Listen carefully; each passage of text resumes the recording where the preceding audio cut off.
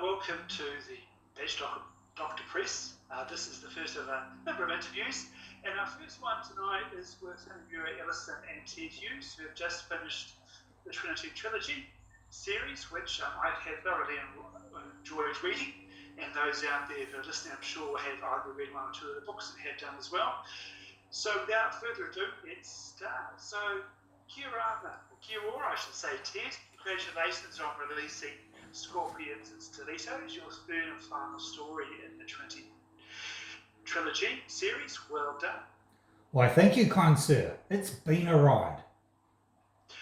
I hear you and Moo are hankered up already composing the next series, but first things first, a couple of questions. Sure thing, fire away. So, naturally, I've read the first two books, Sharks with Lipsticks and Snakes and Suits. Such great titles. How on earth did you come up with those names? Well, you know how it is. When you're in the zone as a writer, you get all these characters shouting at you, just wanting to be heard. And when you listen closely, you hear what a few of them have to say. I see. Do go on. Most interested. Well, Sharks with Lipstick actually is quite an apt name for all the folk, both female and male, that we have met in our lives when working in the corporate world. They are usually people who feel that they have a lot of power, normally in managerial positions, and they are so keen to get to the top that they will trample on anyone who gets in their way. They are on a one-way mission, and that is to reach the dizzying heights of the top rung of the corporate ladder, and nothing and no one will stop them. They sound like nasty pieces of work, if you excuse the pun. Just this once. But seriously, believe me when I say that while working in corporate or government, whether I was on the high or low rung of the ladder, I always observed various sharks. I've seen and heard from other colleagues and friends that there seems to be an increasing number of sharks with lipstick. But I don't want to sound too sexist, so I'll pass you over to Hinemura if you don't mind. Oh, kia ora. Thanks for joining us. How are you bearing up under this COVID-19? It's a biggie, isn't it? Are you tucked away in your bubble? Oh, Tanakwe, we're all good in our little bubble. I am loving the isolation. Actually, it's like being on an extended writer's retreat at home. It's given me plenty of time to get stuck into my blog. I have noticed. Congratulations on hitting the big 100 posts. Great milestone. So tell me, what's with Sharks with Lipsticks? Who are they? Do they really exist? Oh yes, they certainly do. Humans are multifaceted individuals, and we females do get a bad rap for being seen as complex and at times flighty and feisty. But wouldn't the world be boring if we were one-dimensional all the time?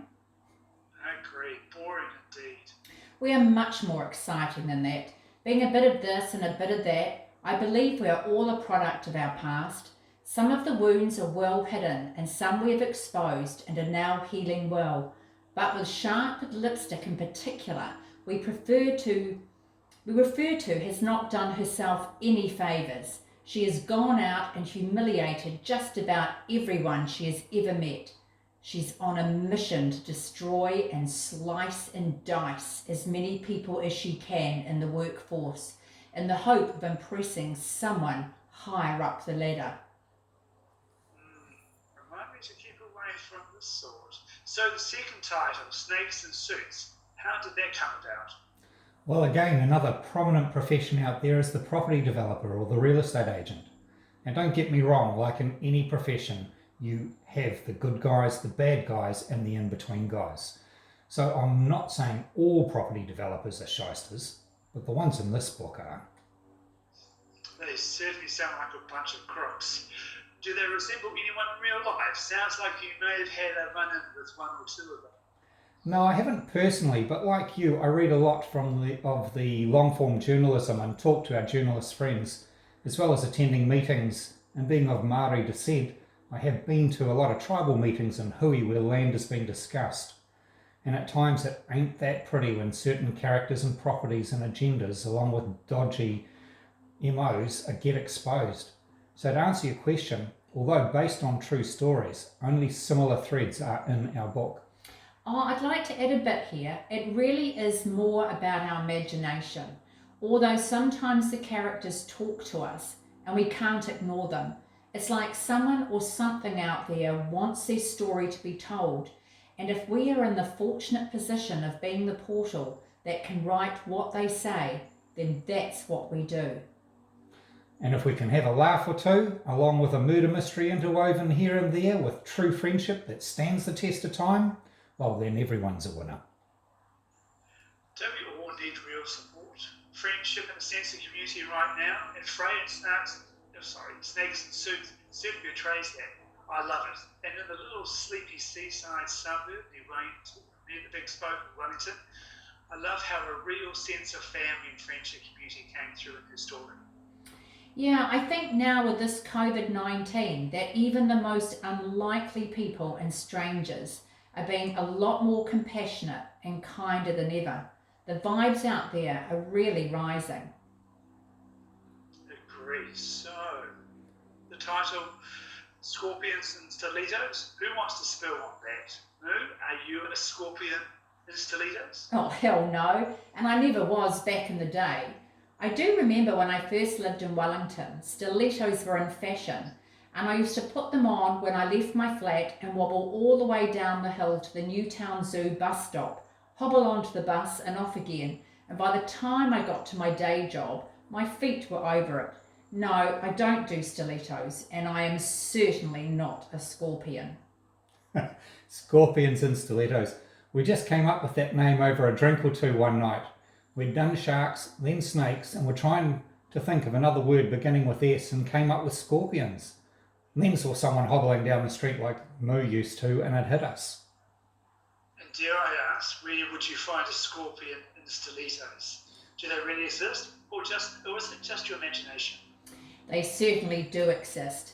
They are usually a powerhouse on wheels. They storm the corridors and meeting rooms of their offices, can be passive-aggressive, smiling sweetly to the powers that be, and some are just plain 24/7 aggressive. Yeah, we humans all have flaws, so sometimes what you see is not what you get underneath. The third story is all about the third best friend, Clara, aka Flat White, and she appears to be a very strong, determined career girl who plays hard and works hard, and is perfect at everything she does. But you will find out that the facade is there for a good reason, and really underneath, something else entirely is going on. But I'm not going to let the cat out of that bag. So, speaking of cat, the HR director at Sharks with Lipstick, what does happen to her? I am intrigued. Thought the case had been solved in book 1, but then it comes up again. Well, that would be telling, wouldn't it? I guess you will just have to read the third and final book and all will be revealed. The love interests, the murder mystery. I find it ironic that you talk about the natural disaster and how everyone rallies around together as a result in your trilogy. It's exactly what is happening right now. Maybe everyone will start listening to Savannah now and her words of wisdom about slowing down, really looking hard at how busy you are. Chill and be mindful. We all need a bit of that right now. Yeah. We're hearing how the three of the title names came about. It was really interesting. My partner read the first book and loved the humour so much he chose it for a forthcoming book club meeting. Oh, that's great feedback. I've put book club questions up on my blog. So https://hinemuramusings.wordpress.com. Do you want to say it? Yeah, you go. So people can log in and use the questions for their own book club meetings. I've just done a post on it saying our book club is going ahead. We're just doing them virtually at the moment. You see, Sven was also ahead of her time, pushing the working from home policy, as everyone is doing that now. Yeah, bring it on. Working from home. Love it. In fact, it's giving us time to conjure up the next series. The characters are already talking to us. In fact, some of them are in Scorpions and Stilettos. And you've got me going. Well, time's up. But it's been great to speak with you two again, and glad you are creating some positives out there in the uncertain time of the lockdown in Aotearoa. Aotearoa, I should say. Sorry, there we go.